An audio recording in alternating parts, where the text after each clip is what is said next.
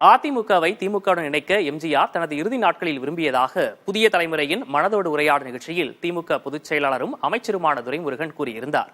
இதுகுறித்து எம்ஜிஆருடன் இணைந்து செயல்பட்ட மூத்த தலைவர்கள் தெரிவித்த கருத்துக்களை தற்போது பார்ப்போம். தனக்கு அப்புறம் கட்சி இப்படி இருக்கணும்னு அவர் நினைக்கவே இல்லையா? சொல்லணும்னா கட்சியே இன்னும் 2 நாள் எம்ஜிஆர் நல்லா உயிரோடு இருந்தால் இந்த கட்சியை திமுக ஒப்படைச்சிட்டு போயிருப்பார். கடைசி கட்டம் அதுதான் அவருக்கு. கலைஞரை பார்க்கணும் கொடுத்துடணும் சொன்னாராம். அதெல்லாம் அவருக்கு மறுநாள் சொல்ல போகிறேன்னா மறுநாள் க்ளோஸ் பண்ணிட்டாங்க. கலைஞர் நேராக அங்கே தானே போனார். ஃபஸ்ட்டு அவர் தானே போய் பார்த்தாரு. அது அர்த்தமே இல்லை, அது சொல்கிறதுக்கு அர்த்தமே இல்லை.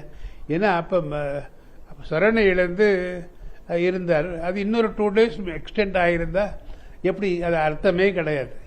அவர் எதுக்கு நான் சொல்கிறேன்னா, துரைமுருகன் சொல்லுவது சீரியஸாக யாராலும் எடுத்துக்க முடியாதுக்கு இன்னொரு எடுத்துக்காட்டு சொல்கிறேன். இடையில இப்போ ஒரு 4 நாளுக்கு முன்னே இன்னொரு ரொம்ப நல்லா ஜோக் பண்ணியிருக்கார்.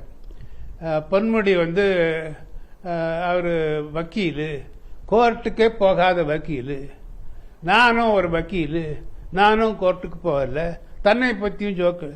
அவருக்கு ஜோக்ஸ் பண்ணுறதுல நகைச்சுவை மன்னன் என்று அவருக்கு டைட்டில் கொடுத்தா அது சரியா இருக்கும்.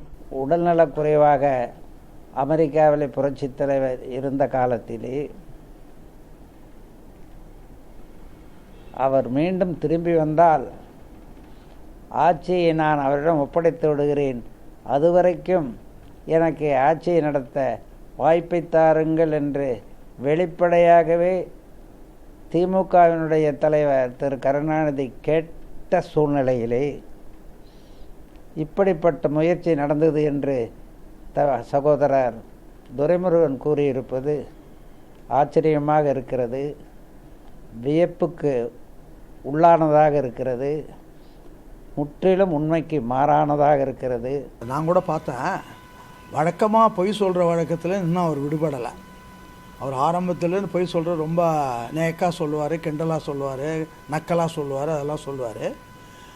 மரணத்துக்கு முன் அவர் சொல்ல வேண்டிய அவசியமும் அவருக்கு இல்லை. இவர் தான் அவர் மரணம் அடைந்து விட்டால் நீங்கள் எனக்கு ஓட்டு போடுங்க, மரணம் அடைந்து விட்டால் அவர் உயிரோடு வந்து விட்டால் நான் ஆட்சி அவருக்கு ஒப்படைக்கிறேன்னு சொல்லிட்டு உலக வரலாற்றே இல்லாத அளவுக்கு ஒரு உண்மையை ஒரு விஷயத்தை மக்கள் மத்தியில் சொன்னார். அப்போயும் அந்த மக்கள் நம்பலை.